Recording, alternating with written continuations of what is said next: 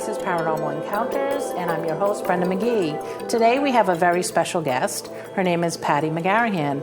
Patti, thank you so much for being on the show, and welcome. You're welcome. Thank you for having me.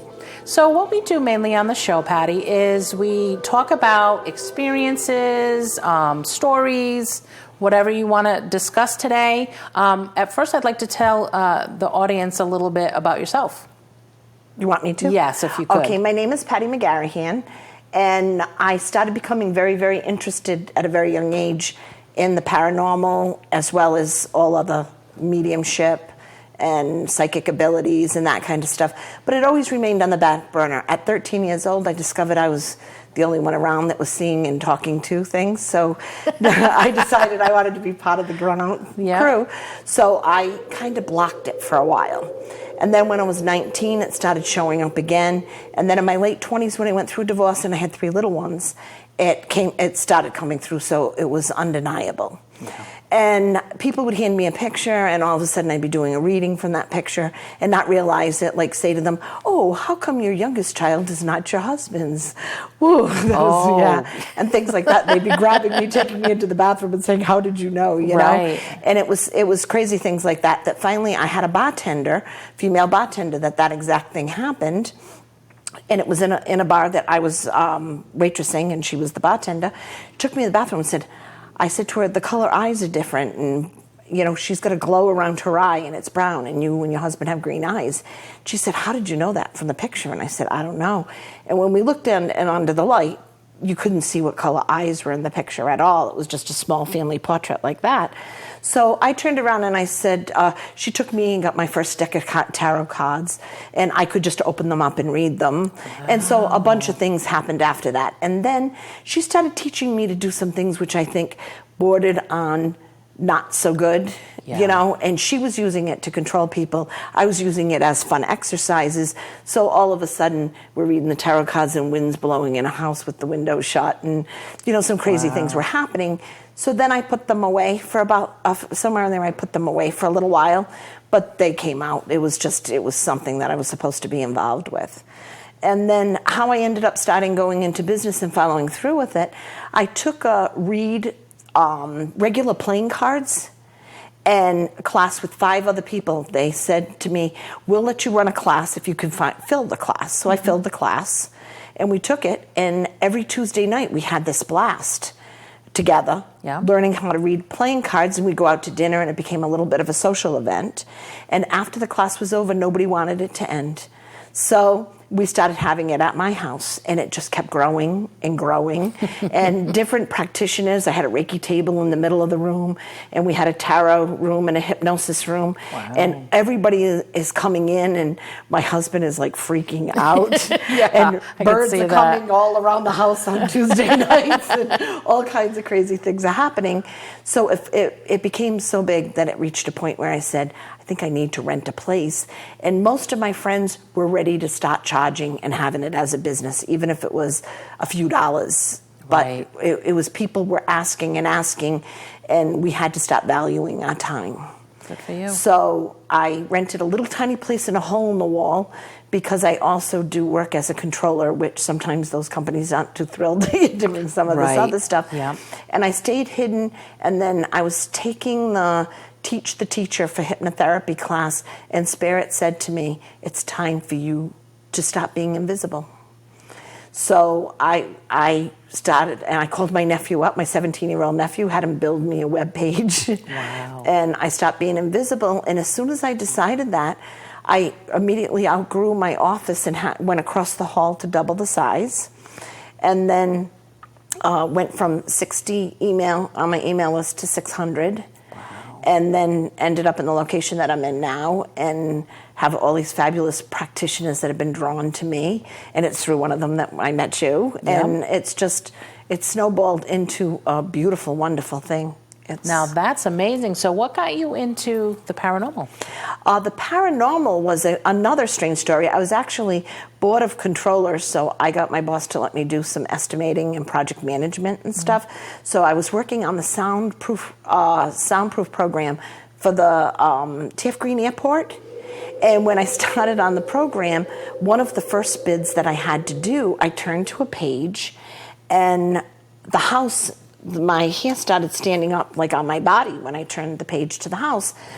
And I recognized the street name because I had a cousin that had a very violent, sad death. And so I called my mom to see if that was the address, because it was one of those streets that had all the same cookie cutter houses on it.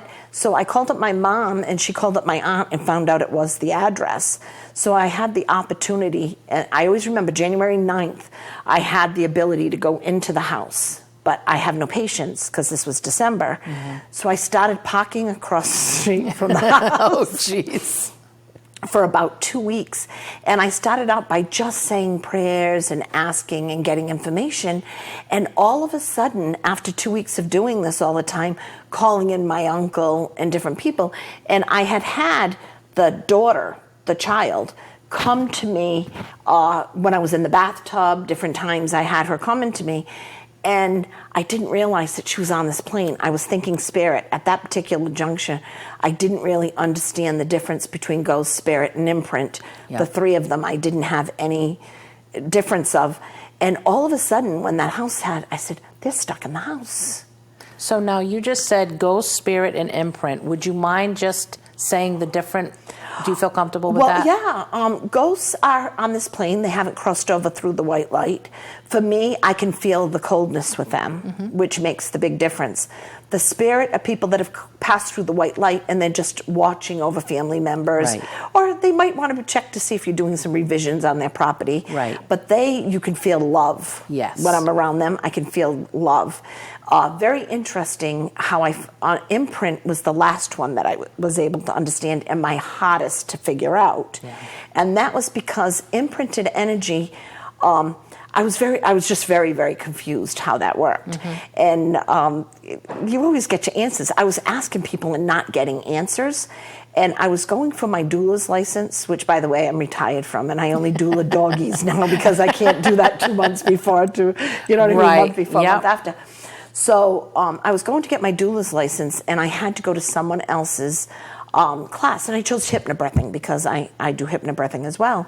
So I went to the woman's hypnobirthing class, and there was actually a gentleman from a well-known paranormal show that was actually in that class.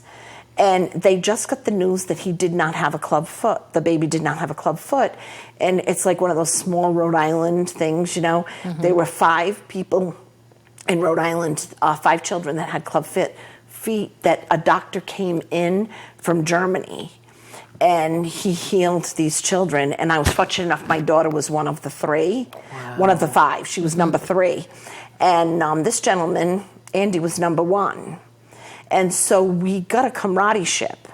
And thank God the woman that ran this class was so good-natured. She was a former nun, and now all of a sudden he and I start talking into ghost stories and paranormal. It went from there to there. I don't know how it went. But I turned to him and said, my confusion is, and I said, sometimes like I went to one house and I saw this beautiful Indian family, and I just felt so much love from it. You know what I mean? And I said, I'm confused by things like that. Or the gentleman the soldier marching back and forth over the bridge for 200 years. Why isn't someone sending them up to the white light? And he said, that's imprinted energy. They are in the white light. And he explained to me, and he said to me, you have to use your intuition involved in this. But if you're not feeling the cold and you're not necessarily feeling the love, you could feel love as in that unit had a high-powered love. Do you know what I mean? Or anger or war. Do you know what I mean? So if it has a really strong energy, that is imprinted energy. So that's the toughest. It was the toughest for me to learn how to do. So one day, going back to the cousin's house, one day I'm over there and I'm doing this exercises and I'm picturing them, and I'm all of a sudden white lights start coming out of the roof up in the air. Like, it was so incredible, and it just felt so beautiful to me as well.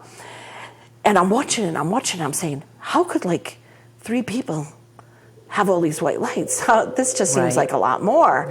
So it was so funny. I never told family, never told friends that I did that, because you half wonder if you're nuts. Of course. Do you know what I mean? That's part of the process.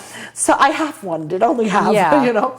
And so 2 years later, my sister-in-law was talking about needing someone to clear her house and was wondering if I knew anyone. And I said, well, I do that. I just haven't told anybody. And I was telling her the story of my cousin's house. She went to school with the family that lived there before. The son hung himself in the basement at 13 years old. Very, very sad story. And the father, 6 months later, died of a broken heart. Within that 1 year mark, the mother and the other daughter died in a serious car accident. Oh my gosh. And the last daughter died in a car accident 2 years later. So a total of 9 people had lived in that house since it had been built. And in the process of it, 9, I think I'm miscounting, I think it's 8. 8 people had lived in that house. And all of them died tragically. All 8 of them. And so it would make perfect sense that they were attached to the house. Exactly. Now, this is still intriguing me, and I'm not sure what I've done and what has happened.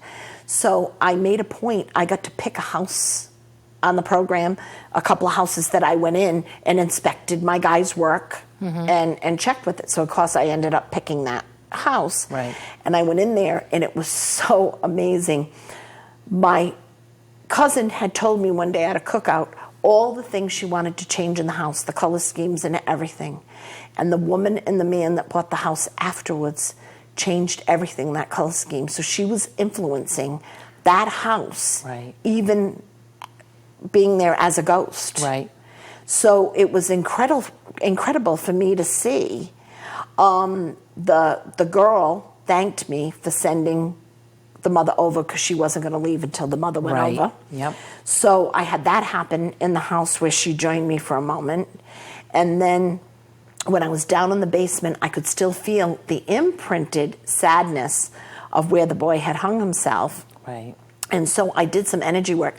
There was a dog present, and I kept getting the man of the house distracted with the dog so I could go and do something. And I did some prayer work and everything because the gentleman said to me out of the blue, my son sleeps down here and he gets very depressed. My daughter didn't like the energy in the house and moved out. Now, he knew nothing of what I was doing. Right. He did know the history. I heard from neighbors that he had known the history and had not told his wife, and then she found out from somebody by accident.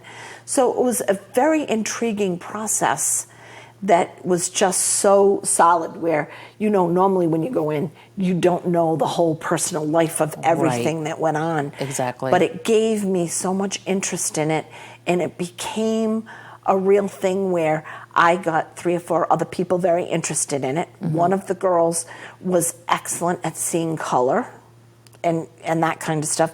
And one of the women that I have come with me a lot of times, all she does is have incredible energy. She's one of those, she asked me to teach her Reiki, and we went to hold hands in a circle at one of the places, and I touched her hand and it was burning 3 weeks before her first Reiki class, which meant she was renewing Reiki that she probably already had from a past life. Yep. So in turn, she is such a great influence there without seeing, sensing, feeling. She just brings that beautiful healing energy that comes through. Right, yep. So the first one that I went to, one of my daughters asked to come with me, grown daughters, and the energy down in the basement was actually physically doing things to the girl in the house. And it turned out she was just very frustrated. She couldn't get her point across. And my daughter was in a rather volatile relationship. It wasn't physically volatile, but I could see it going. And as a mother of a teenager, early 20s, it's a very big fear because it's out of your control. Right. And I'll have to thank that woman forever because she decided that she wanted to enter my daughter, and I blocked her from doing so and made her go through me first. And I don't normally let them go into my energy field, but I knew there was a reason. And she showed the whole thing about physical abuse from her husband, and he didn't mean to kill her, but he actually hit her, and she fell and hit her head against the fireplace, and she died. And we did research on the history of the place, the farm, and the family, and there was a wife that was missing. Do you know what I mean? He made people believe she went back to her family, but he had gotten her completely away from her family and that kind of stuff. And to send her up, we had to go a whole different route we actually had to go and call in friends because her attitude still had that her family was bad. She would have to wait till she crossed over to figure out that he had mentally washed her brain of the love from her family. Right. So one of the friends came and helped her up, and it was such a beautiful thing.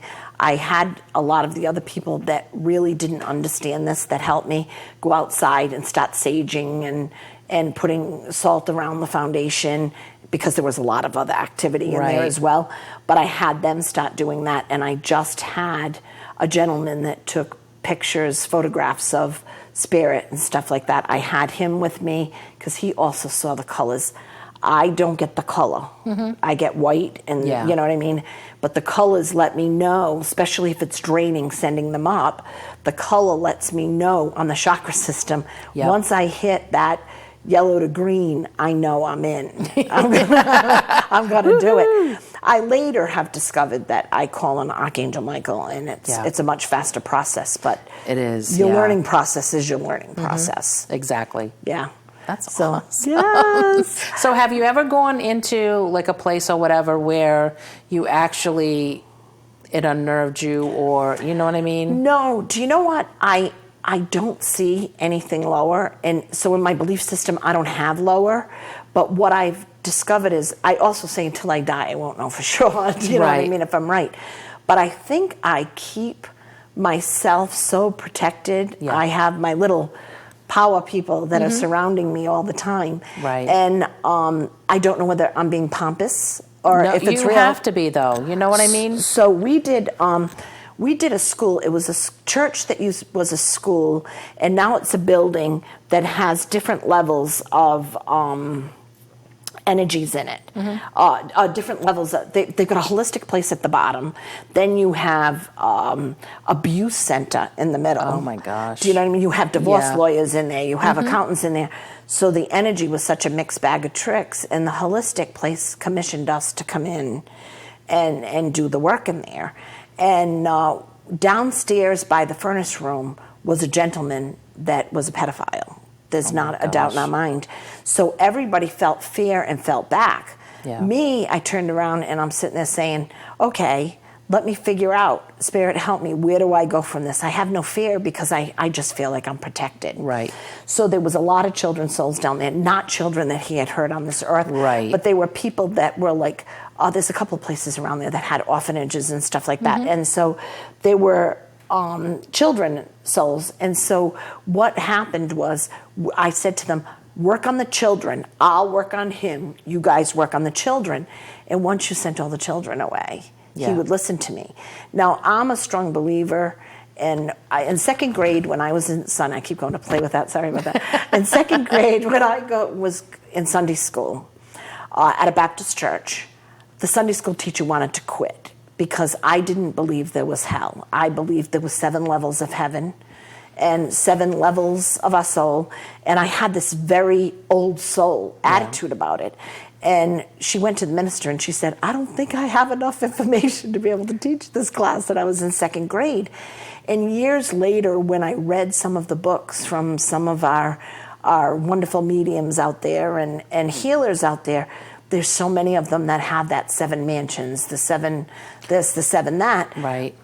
So I still believe that pedophile would go on the first level. Right. And when I see the first level and I see a damaged soul, someone that has been it, because usually somebody didn't turn that way because they had life of kisses and hugs, you know? And I believe that people that pass from suicide, I believe that people that pass from drug overdoses, they go on this first level. And on this first level, I get shown the hospital room. They actually have like a World War I nurse's cap on. And I get that woman with dark hair, it's kind of wavy, curly, and she's got that World War I. And that's when I'm told that that's where they need to go, or that's where they are, depending on how they come to me. And I believe that those suicide or drug addictions, they will go to the level that they're at. Right. Usually something like a pedophile would be a first level soul to begin with. Right. You know? Yeah. So I worked on him to raise his level. And I knew, unfortunately, he would chase the souls of the children Right. to get up there. But once he got, they would go to a much more Of beautiful course. level and higher Right. level than them. But it would at least get him up to the hospital room. Right. And a lot of people after that, it was really a wonderful teaching experience, because teacher is really my game. Right. And it was a wonderful teaching experience because some of the ones that came with me didn't have a lot of experience. So the whole fact that I would treat this energy lovingly blew their mind. Right. When if I knew him in person, I wouldn't teach him lovingly on this Right, earth plane. right. Do you know what I mean? Yep. And it was a beautiful, beautiful, beautiful learning experience for everybody involved, including myself. I didn't even realize that I had it in me to do that. When I went to school for accounting, I went and started going to school for lawyer, and I realized that I couldn't do that gray area. Right. It didn't exist for me. Mm-hmm. So the fact with something like this, I could handle the gray, and I know that there were a lot of people helping me and working through me and getting me to do what I'm supposed to do. Right. So that's very amazing. cool. Yes. Oh my gosh. Isn't that cool? Yeah, it's very cool. So, I said your paranormal experiences, but I always tell people anything that's not normal is paranormal. So it doesn't have to be ghosts and things like that. It's what we do. Mm-hmm. Can you tell me, how...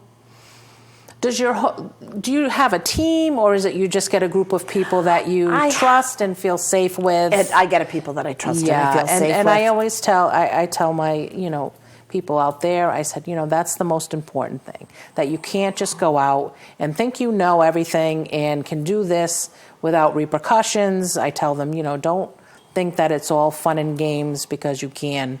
Oh, and it's definitely people that take it seriously. I do some EVP classes with people. I have a gentleman that's metal detector, and he did a metal detector show. And he, it's so exciting to see. We took a group of 11 people in the middle of the woods, like in a West Greenwich, in a foundation. Oh, yeah. And we took them, and we had the regular recorders, and then he had the ghost box, which is very controversial. Yeah. But this time we got entities, and I meant to email it. I got to email it, get your email address, and I'll email them to you, because we've got some A+ EVP voices. And at first we were getting nothing, but then the mediumship came in. I was sitting on a log, and most of the time I was surrounded by people. And somewhere along the way, everybody wandered off, and I knew I needed to be by myself for a moment. And this couple from the foundation came and introduced themselves and told me their story. And when they told me their story, I had one gentleman that came from New Hampshire. That and the bug bites and all that fun stuff as you're out in the woods at some ridiculous hour that my husband says, "Are you all right?" And as we're out there, this beautiful energy told me this wonderful story. And they had a loss of a son that was 3-4 years old, and the mother was never the same. So they showed me visions of their life as a family prior to that loss, where they did everything as a family, and this closeness and the sadness after the loss, where the mother would sneak out at night and actually lay on the grave. Mm-hmm. And because of that, that's why they were stuck here. Because the mother wouldn't leave, so the husband wouldn't leave, so the kids didn't leave, so you know what I mean, that type of thing. And I got given some information that was just very cool. Like, I got shown the deer coming to the door and the family feeding the deer. And I got shown some really beautiful family type activities that went on, and the closeness of them. And then later we learned that a lot of that ended afterwards. Even the father was helping the daughter make dolls because the mother wasn't, able to contribute. Right. So I let all the other groups go first, because once my mouth starts, as you can probably figure out, it tends to take over a room. No, not at all. So I climbed down into the foundation, and I called the name of the husband and asked him if he'd come talk to me, and then asked if he fed, asked about the deer and stuff like that. And the answers were sometimes 3-word answers, which you never get. Right. That's just incredible. And then the gentleman, the metal detector one, that they felt like they were being watched when they were doing metal detectors, so they started putting recorders around, got interested in the EVPs. I worked with them at my other job, we got talking. We started going into the lost city of Smithfield and having all kinds of things happening. Wow. And, he and I they would go there, do the tape recorders, then have me come in to confirm Nice. the energies that were there. Yep. So he went out there, but he doesn't like them when I send him up, because they can't play with them anymore. So I had to try to teach him that it's a good thing. Exactly. Yeah. So it's a hard concept, because people that are more on the scientific end of it, understanding the spiritual end. So I've worked with him, and he gets it, and he got it even more. The importance of bringing someone that could do that. I needed to send that wife right up. Yeah. And when I sent her up and she met Benjamin, her son, again, that's the only way that woman would have ever had any peace, ever. And when they did, the youngest daughter went up, and the father and the other daughter continued to talk. But I'll bet if somebody goes back there, they've gone up and followed through. The group, as I said, the group of the most scientific end, were saying, don't send them up, don't send them up. And here we're like, no, that's what it's supposed to do. But one of the things that just tells it how incredible the whole thing is, he had done research and found out, he didn't know who lived in that particular one, but up a little farther up the road was a foundation. And the foundation was a gentleman that worked in the post office in West Greenwich, his family did, and he knew the last name. So he asked if they knew the neighbors, where did the neighbors lived, and a woman, the wife popped up and said, down the road on the left, and he checked it on the map, and it was down the road on the left. That's amazing. And it came through as this clear thing. So when this stuff happens, you gotta love it. Yeah, it's amazing. Well, unfortunately, we're out of time, but I want you to stay because we're going to do another show. Okay. If you need any more information, you can email me at paranormalencounterstv9@gmail.com. And Patti, thanks again. Thank you for having me.